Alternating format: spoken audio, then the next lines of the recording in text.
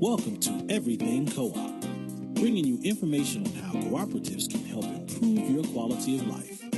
This show is being sponsored by the National Co-op Bank, NCB. The NCB is dedicated to strengthening communities nationwide for the delivery of banking and financial services for the nation's cooperatives, their members, and other socially responsible organizations. For more information on the power of community ownership, visit ncb.coop. That's ncb.coop. Now stay tuned for your host, Vernon Oakes. Good morning, everybody. This is Vernon Oakes. Welcome to Everything Cooperative this wonderful Thursday morning. You know, co-ops can be any business you can think about. Any business that you would like to start, you can start it as a co-op. The difference between a co-op is it depends on who owns and controls the business. If the employees own and control the business, it's called a worker cooperative. And if consumers own or control the business, it is a consumer co-op. Examples of those are housing co-ops or credit unions. And a couple of weeks ago, we had a health clinic that was a consumer co-op that the patients owned and controlled the business. There are 7 principles to the modern cooperative, and my favorite one is the 5th one, which is education, training, and information. And this morning, continue with our theme on the Federation of Southern Cooperatives. Last week, we had Cornelius Blanding, the new executive director of the Federation. And this week, we had John Zippert on, and we're going to talk about this 5th principle. Good morning, John. Good morning. How are you? I'm doing just great. How are you doing? Pretty good. Pretty good. And, John, I think this is your 2nd time on the program. We're almost at 2 years being on, and I appreciate your taking out time today to come on and talk about education. I enjoyed the first time. I see the program has expanded to an hour. I think it was a half hour the first time I was on. It was always an hour, John, but that hour goes by very quickly, so I can see why it felt like a half an hour, because the hour goes by extremely quickly. And I want to start off by thanking you guys for hosting me at the Federation's annual meeting. You were great hosts. What did you have, about 300-400 people there at your conference? Yes, and you know, people come in and out, and they come for parts and workshops. But we think there were about 400 plus people there at the Federation's Rural Training and Research Center in Epps, and there were 375 people in Birmingham on Thursday night for the Estelle Witherspoon Lifetime Achievement Award dinner. Now, Estelle Witherspoon, she had something to do, was it Gee's Quilts? Well, she was the long-time manager of the Freedom Quilting Bee in Alberta, Alabama, which is you go through Alberta to get to Gee's Bend. So, and many of the quilters that worked with the co-op lived in Gee's Bend, and there are some continuing groups. And, of course, there was the exhibit of the quilts across the country as the Gee's Bend quilt. Several of the quilts in the exhibit were done by worker owners, members of the Freedom Quilting Bee. So, yes, and it was named for her, the award, because she was one of the founding members of the Federation in 1967. She signed the charter that brought us into existence. This is a little bit aside from our conversation, but I didn't get a chance to talk to Cornelius about it last week. I would like to buy some quilts for my Christmas gifts. Is there a way that I could get on to one of these co-op quilting companies? Yeah. Let me get you, and I don't have that in front of me, but I'll get you a website and place to order. Some of the groups have split up a little, but they're all still working as co-ops. And one of the groups works out of the ferry terminal at Gee's Bend. Gee's Bend is named for a bend in the Alabama River. And the Alabama River cuts through Wilcox County. So historically, there was a ferry connecting Gee's Bend to Camden, Alabama, which was the county seat. But during the Civil Rights Movement, because there were so many people from Gee's Bend coming to demonstrate and try to register to vote in Camden, the county government and the state government did away with the ferry for many years. And it was restored about 10 years ago. And one of the quilting groups is now operating from the Gee's Bend terminal of the ferry. And I think this story sort of speaks to some of the background of what it takes to do the work of the Federation, that we have come out of the Civil Rights Movement, that there is still a residue of hostility to African American people really doing things for themselves. And part of our work is the education and the training and the effort to overcome some of these kinds of problems and then really develop sustainable economic development for people. So I will get you addresses to get quilts. I don't have that right in front of me now, but I'll get it for you. Well, one of the breaks, I'll look it up to as GEEBEND quilts.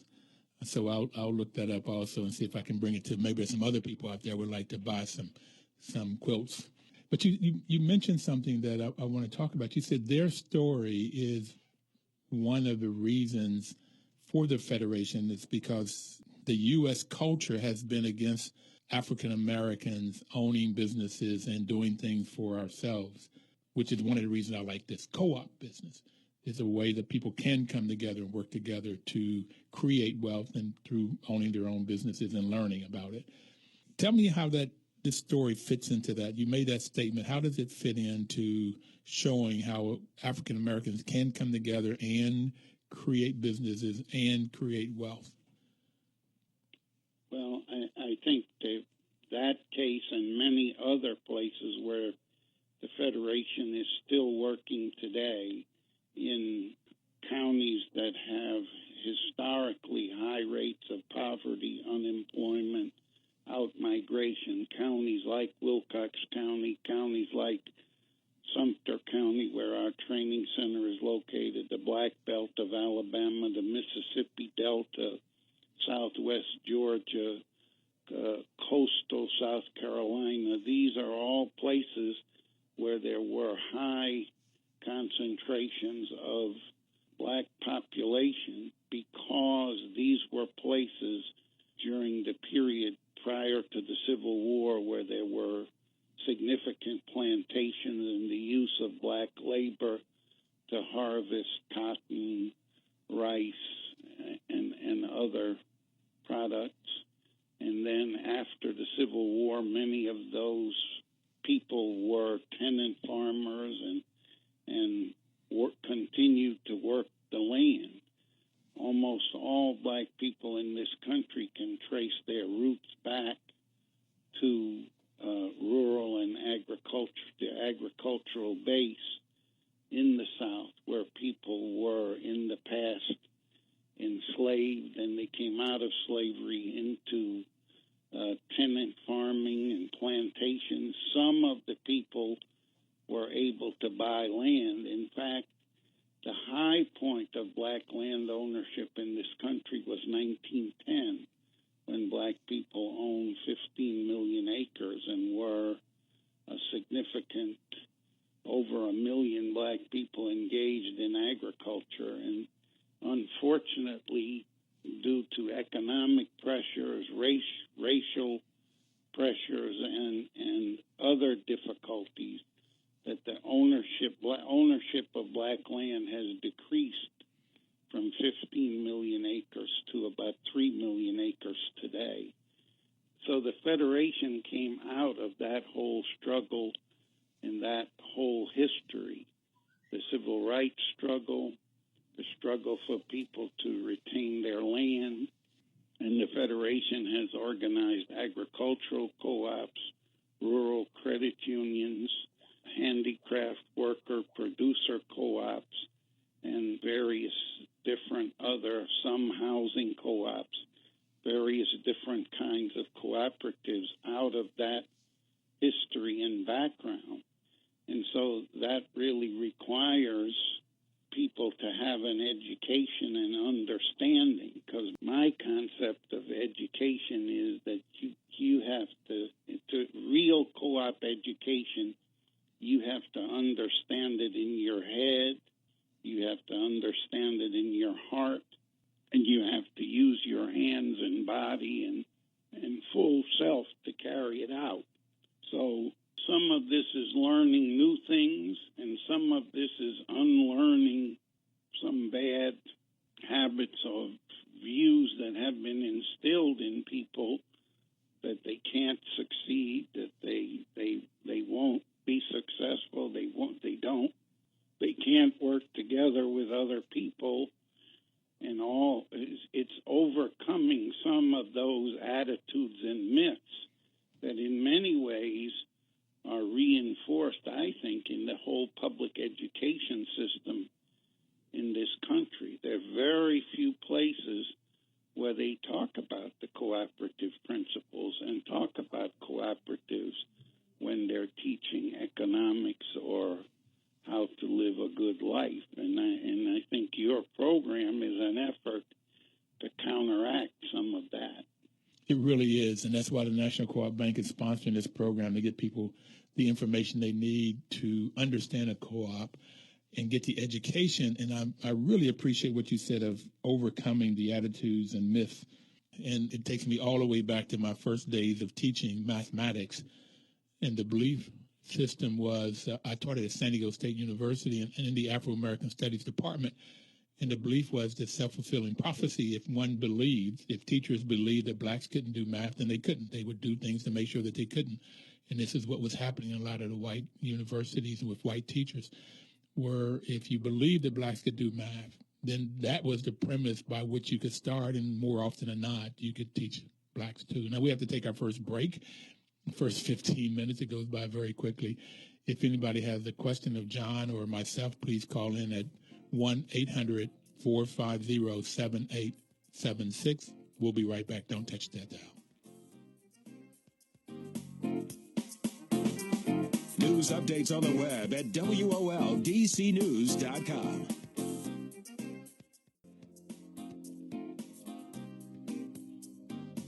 Information is power. That's why this WOL station is a great partner to bring you this information about cooperatives, because with the information, if you use it, this information, you can have power. Power to solve problems in your communities, power to control your own destinies. And the National Co-op Bank is sponsoring this program. Their mission is to help cooperatives grow by supporting and being an advocate for America's cooperatives and their members, placing special emphasis on serving the needs of communities that are economically challenged. And John Zippert is our guest today, who has been talking about some of these communities in the South and the Black Belt that are economically challenged communities. And National Co-op Bank was at the annual meeting of the Federation, and they have been a partner to try to get people out of poverty. And the biggest poverty is, John, let me tell you this quick story, and then I'll get back to this education. I got my MBA from Stanford, and I took one class on black economics. And the main thing I took away from the class is that black people buy depreciating assets like cars and vacation and clothes. They don't appreciate, and where whites will buy appreciating assets, which may be stocks, bonds, artwork, older cars, antique cars, so things that will appreciate, real estate.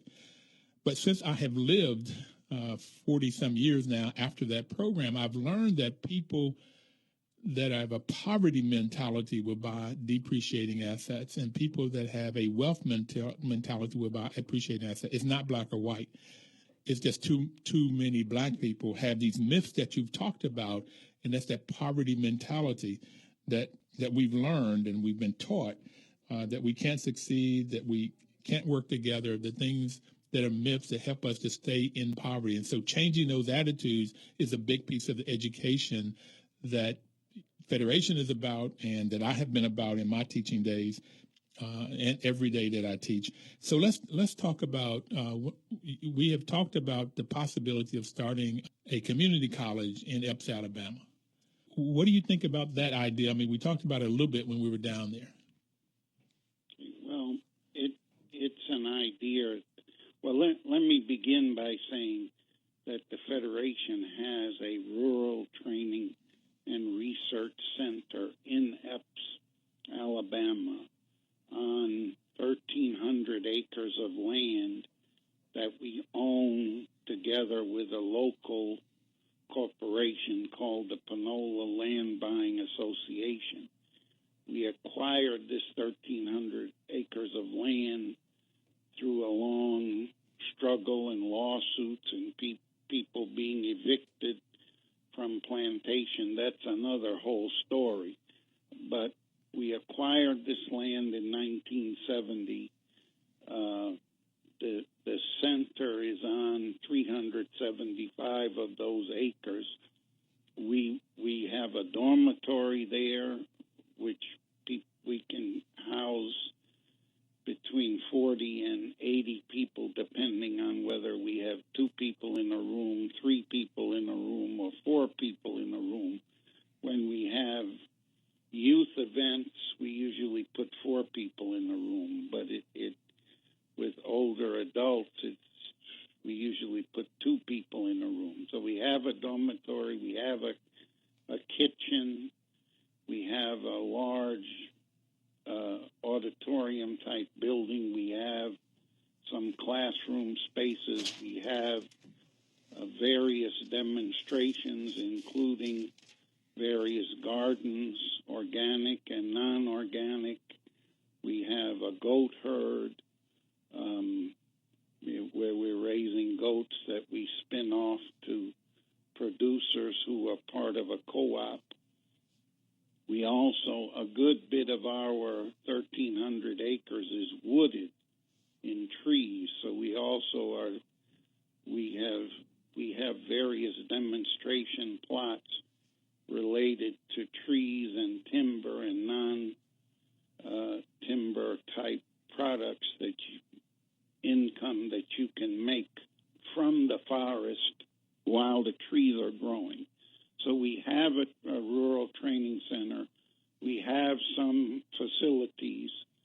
Over 20 years ago, we approached the state of Alabama to see if we could get a license to be a post-secondary educational institution, a kind of a vocational training school for agriculture, cooperatives, and other skills related to our work.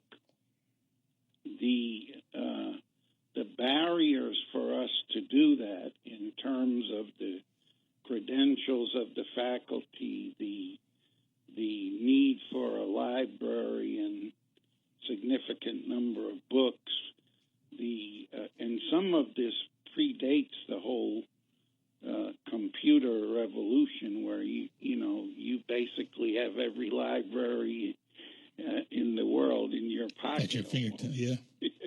So, but some of these things preceded that.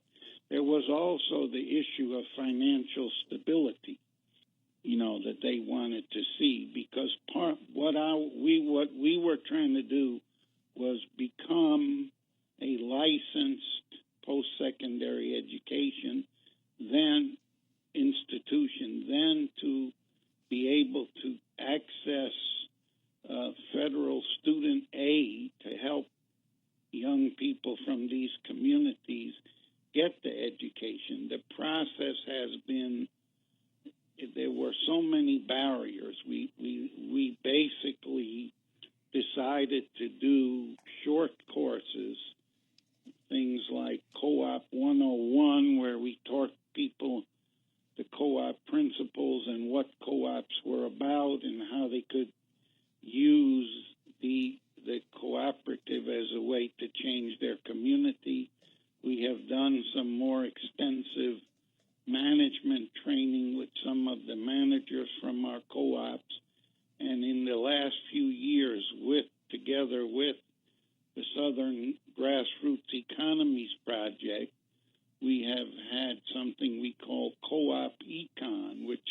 a 3-day introduction to what co-ops are doing and some specific ways that worker co-ops could be an answer to creating unemployment and changing rural and urban communities in the South. So we have mostly done smaller segments of an education program to really develop a school or a vocational school or a community college will take more resources, more partners, and really some more help to realize that goal. I think that's still something the Federation would like to work toward, but we need some help and support to get there.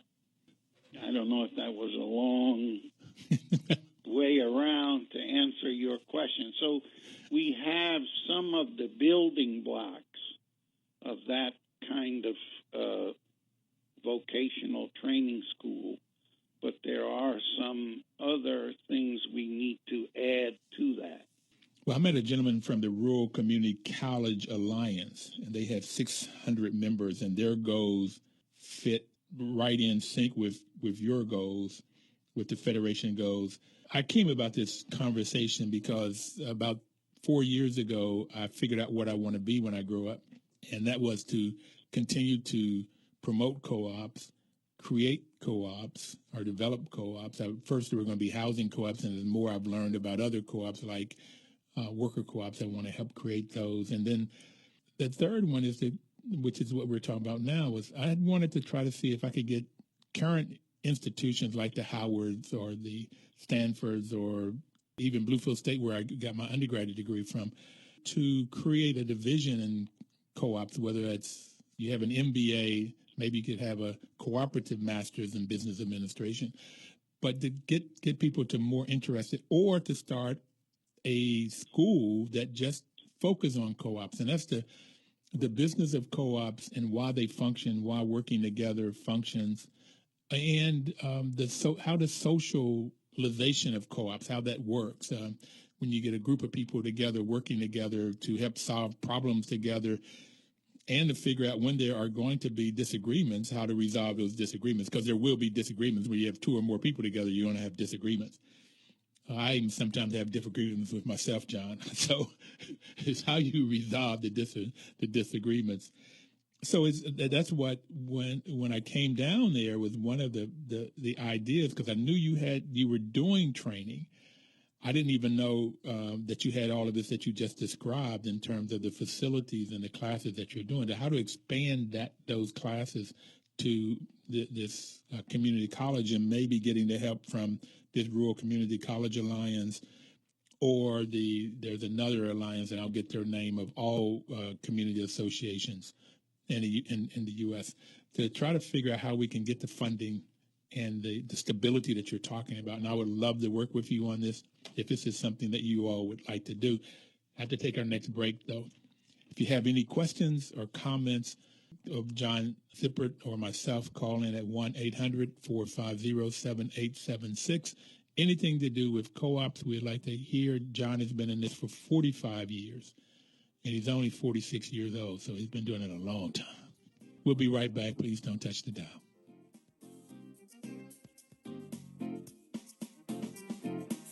$14.50 WOL. Welcome back. This is Vernon Oakes on Everything Co-op. We're talking about the benefits of cooperatives, no matter what type of business you could think of. It could be in a form of a co-op. At Greenbelt, right here in Maryland, Greenbelt has 7 co-ops, and they're looking to create additional co-ops. I was at Greenbelt Homes, which is 1,600 apartment unit cooperative housing co-op built in the 30s and 40s. And in their lobby, they said, a plaque said that co-ops gives people the tools to control their own destiny. Co-ops gives people the tools to control their own destiny.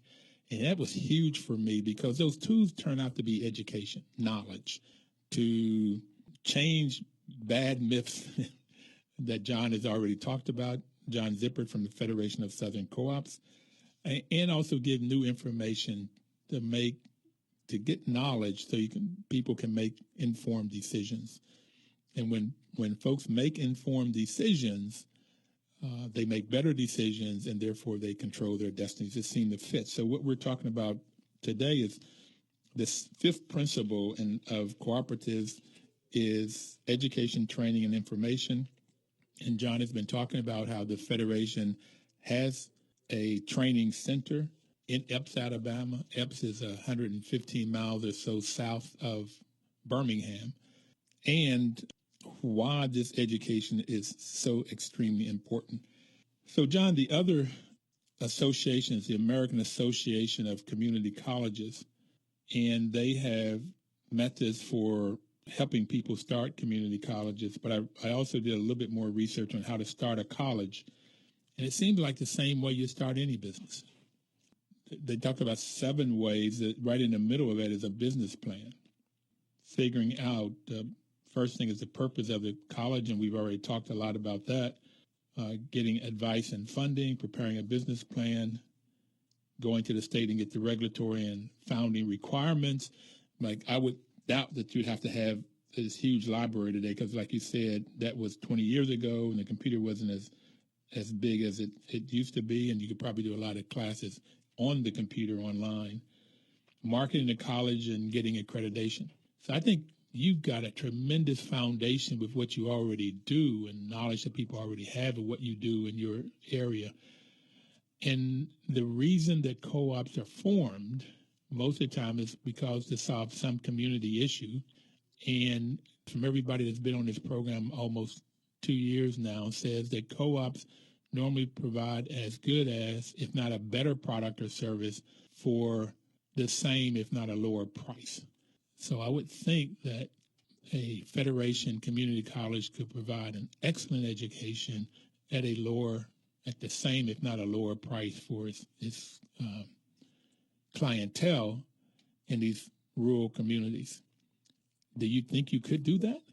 I think so, and I just want to circle back around to some things you said in the segment just before this. I think the Federation would welcome, and I think we need to maybe talk about this outside of this radio program, how we would get together with those, the rural community college group you mentioned and the others, and see how we could sort of begin again working back to those goals, including the possibility of courses online.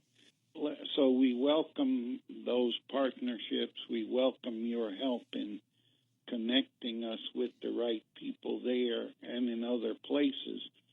I should also say that the Federation has been working over the last 2 years with Tuskegee University in Tuskegee to help them develop a course in cooperatives, a master's degree course. And we've actually had some student interns who are going into that program to spend the summer working with us at the Federation's office in Atlanta, which is our fiscal and accounting office where Mr. Blanding's office is. And we also had one of the interns working with one of our agricultural cooperatives in Mississippi. But beyond the internship part, we have been talking with them about the course content and all of that. And the Federation has historically worked particularly with the 1890 land-grant colleges, and we have 2 of those in Alabama, Tuskegee and Alabama A&M, which is in the northern part of the state.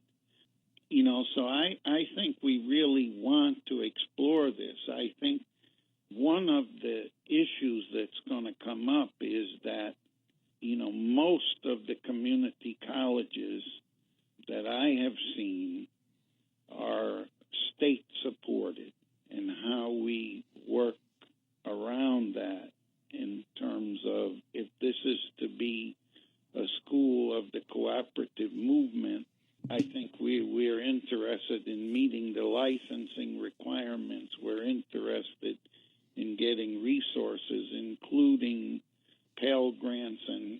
federal financial support.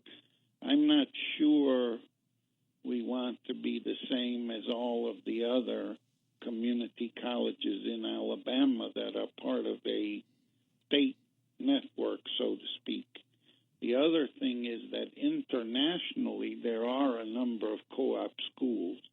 There's one at St. Francis Xavier University in Antigonish, Nova Scotia, which really sort of concentrates on training co-op people from the third world type or lesser developed countries or countries that are in the development process. And the Federation over the years has actually sent some people to Antigonish to learn. I also know there's a cooperatively owned college in Saskatoon, Saskatchewan. I went there for a week one time. And so there are some models and institutions, even internationally, that we could look at, because I think that this, at least for the Federation, this college or this vocational school has to be a little different, and it really has to be owned and controlled by the co-ops, and it has to be able to do this teaching work of combating the internalized oppression of people, combating the poverty of people, combating the kind of residues of institutionalized racism that still exist in the environments where the Federation is working to change things. I think it still exists in the United States, sir. Okay. I'm just bigger than where you are. Well, okay. I think sometimes the people in Alabama and Georgia and Mississippi, they specialized in institutionalized racism. They know how to do it. Well, I grew up in Bluefield, West Virginia, which was South, and we had the colored only bathrooms and where you'd go drink water and so forth. I remember my grandfather almost spanked me one time because I'm 4 or 5 years old, and I went to the white-only drinking fountain not knowing. And he scared me, but he got it a point across. He'd rather scare me to make sure I did not go to that white-only fountain and, maybe get beat up or hurt or killed. So it's very much in the South. But when I came to visit family, my mother's family was from New York. When I would go to visit them, I found systemic racism in New York. Working there in the summers and so forth, it was they would smile at you, but the results were the same. A bigger smile. We weren't as ornery toward you. But so I think institutional racism is throughout the U.S. It's in our, when you look at some of the things that I've learned just with the farming bills and how the FDA would give money to white farmers and not to black farmers. Well, that's the government was racist in their policies and they're implementing their policies. So it was throughout the whole U.S. So we've got to find ways of still overcoming that. And I think it's through education and getting rid of the myths. I agree with you. Any comments on that, what I just said? Well, I think that is another focus of the Federation, is the whole advocacy for public policy changes for rural people and communities. And I don't disagree that their institutional racism remains. I think if you look at the fact that the wealth of the average black family is less than $10,000, and the average wealth of a white family is $150,000, and some of that relates to housing and neighborhoods and all kinds of decisions which are influenced by race. And then the government policies, USDA in terms of agricultural policy and making loans available to black farmers and black landowners there was a history of discrimination and all of that. And even programs like Social Security, when it was first enacted, farm labor and domestic labor, which were the two areas where black people work was concentrated, in the 30s, 40s, 50s, were excluded from the Social Security program. So these things did not happen by accident. They are, in fact, where institutional racism gets woven into the fabric of America. And part of what we have to do is work to get it out. We need compensatory programs. The Federation has pushed for set-asides in the programs of USDA in terms of the loans and the conservation assistance and the housing programs, that they must be targeted toward the poorest people and people who have been historically underserved. We've had some success in that over the years since the mid-1980s, but we've also had setbacks. And the current Congress, instituted things like sequestration, and one time they, in fiscal year 13, they left out the 37 programs that we had gotten into the Farm Bill, left them out of funding for a year. They've just been, this is a continuing battle. We have to be vigilant all the time. John, we have to take our third break, and I totally agree, and I stop. We have to be vigilant all of the time. It's consistent and continuous. But we have to take our break. We get the news, the weather, and traffic, and then we'll be right back. We have only one more left, and we'll talk some more about this training, education, and the state of the U.S.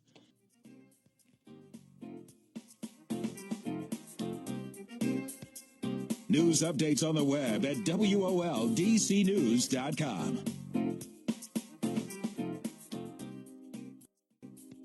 Information is power. John, I got to say one more thing. When I was talking to Cornelius last week, my fourth goal is to donate monies over and above tithes to the International Cooperative Alliance and to the Federation. And last year, based on what I gave at the Fed for your annual meeting and others, it came out, I gave $2,100. Now, I normally don't talk about what I give, because I found out in life that people would always say, oh, you're saying this or you did this because you have some underlying purpose. And I don't have any underlying purpose except for to help you. My purpose is to help you guys do what you do. But I heard about 3 months ago a preacher say that you've got to tell when you give money, because that gives you a chance to talk about the goodness of God. And I wasn't able to say that last week. We ran out of time, so I didn't want to run out of time this year. God has been extremely good to me, which gives me an ability to give money and give money to organizations like yours. So next year, my goal is twice that. That's $4,200.16. But again, I'm telling this to people out there and to you is because God has been extremely good, and I think we keep him in the picture. We can get this community college up, or much more formal education than what you've been doing in the past, to advance what you've been doing. And I would want to help you work if we create some committee or something to get this done with the Federation, and starting off with a business plan and looking for support however we can get it. We have someone on the phone. That's John. How you doing, gentlemen? Fantastic. How are you? Great. I'm in the city of Cleveland. I own some warehouse property here in the city of in Cleveland, and I am looking to get into manufacturing, solar panel manufacturing. And, just listening to the gentleman speak, I was wondering, would it be possible for me to receive your information or, get together with you to talk about possible opportunities for, the people of Cleveland Are you working in this area? Things such as that. John, you want to answer that? Yes, the Federation is doing some work in Cleveland with a group that's doing hoop houses. These are plastic greenhouses on vacant lots in Cleveland. There are also some other groups in Cleveland. I'm not sure the exact name of the project, but I know they have a laundry and some other businesses. Maybe you know the name of that. There is a worker co-op effort in Cleveland already that you should be linked to. And John, that's the Evergreen Cooperatives. They have 3 different businesses. One is a laundromat, if you will, working with universities and colleges to do their laundry. A second one is they are installing solar panels. So it would be wonderful to talk with them if you could make solar panels that they could install. And the third one is that they are growing. They have like urban farming in glass houses, whatever that's called. You know more about that, John, than I do. Yeah. But I just Googled Evergreen Cooperatives, and you can get all of their information there. And there's a group from the Maryland area that's been helping them to get that up and going. And they have about 40 employees. One of their goals is to increase, employment. Okay. Well, let me also say to this gentleman and everybody else in your audience is that the Federation has a website, www.federation.coop, www.federation.coop, C-O-O-P.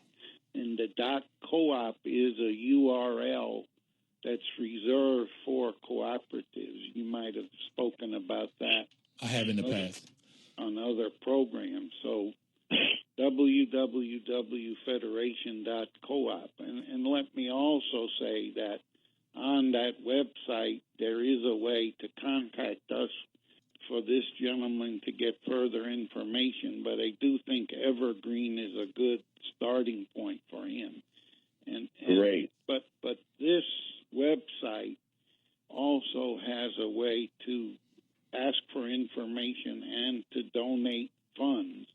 The Federation of Southern Cooperatives is a IRS 501c3 tax-exempt nonprofit cooperative of cooperatives, and we any contributions or donations to us, financial, equipment, other resources, specialist time, all of that is eligible for tax consideration as a charitable donation. So go to the website, and again, Vernon, we want to thank you for your support. I'm also part of some efforts in Alabama and the South to create philanthropy in the black community. We have the Black Belt Community Foundation. We have the Southern Partners Fund. And these are groups where we're encouraging every black person to become a philanthropist, even if they only give a few dollars every month. But, we welcome people like you, who can give according to their capacity. But we have lots of different ways of doing that, and the Federation, as I said earlier, does accept tax-deductible donations and contributions. If you go to the federation.coop webpage, right in the middle, it says make a donation. So they make it really easy for any of us to make donations. John, let's go back to this community college, because one idea that I've been toying with was to make it either a worker co-op or a consumer co-op, where you have a school that's either owned by the people that work there, the janitors, the teachers, the management, everybody all the way up, or It could be owned by the people that go to school. Like we have these student housing co-ops. The student housing co-ops, the students own the houses. They either own them or they rent them, but they're responsible. And they'll have work groups that will do, buy the food or raise the food or cook the food or clean the house. They have these different groups that take care of the house, and they really learn responsibility in a way that you were talking about, getting knowledge and putting that knowledge to use. And that's why I like this cooperative model. Matter of fact, if I think we could get all of this people in college into a co-op, they would learn a whole lot about living life, working together in groups. So what do you think about the possibility of this community college, which you talk about being different, it would be a cooperative? I think that's something we need to explore, even possibly as a hybrid between the people who work there and the people who would come there to study or who would study online. I think that's a good idea. In the Federation's case, the Federation is a cooperative of cooperatives. So our training center is already owned by cooperatives. It's not quite the model you're suggesting, where the people who actually work there are part of a worker co-op and the people who study there are part of a learning co-op. But maybe there's some way to create some kind of hybrid institution that is a co-op all the way around. Mm-hmm. The facility is owned by co-ops. The learners are in a co-op. The people who work there are in a worker co-op. I'm certainly interested and willing to explore that and consider that as part of our sort of feasibility and marketing and economic study of what it will take to make this work and be sustainable. Well, off air, I'd like to get with you and let's talk about when we can meet and when we can get started, because knowledge without implementation is useless. Matter of fact, I think it's worse to have knowledge and not use it than not have the knowledge at all, because once you get the knowledge, it's sort of expected that you would use it. So let's see how we can get moving on this one to start this plan and start working with different partners to see how we could get it going, either started next September or the September after that. But really, I'm really interested in seeing what we can do, John. Any last comments? We only have a minute left. Well, just again, for more information, visit the Federation's website, www.federation.coop. And, there's a way there also where you can contact us and send us information. My address is P.O. Box 95, EPS, Alabama 35460. P.O. Box 95, Epps, Alabama 35460. And Epps is halfway between Meridian, Mississippi, and Tuscaloosa, Alabama. Okay, John, if you can make a donation, please do. And if you don't have money, send up a prayer. Great. Thank you, buddy. We'll talk to you. Thank you. Okay. We'll see you next Thursday, everybody. Have a great, wonderful, cooperative week. 1450 WOL.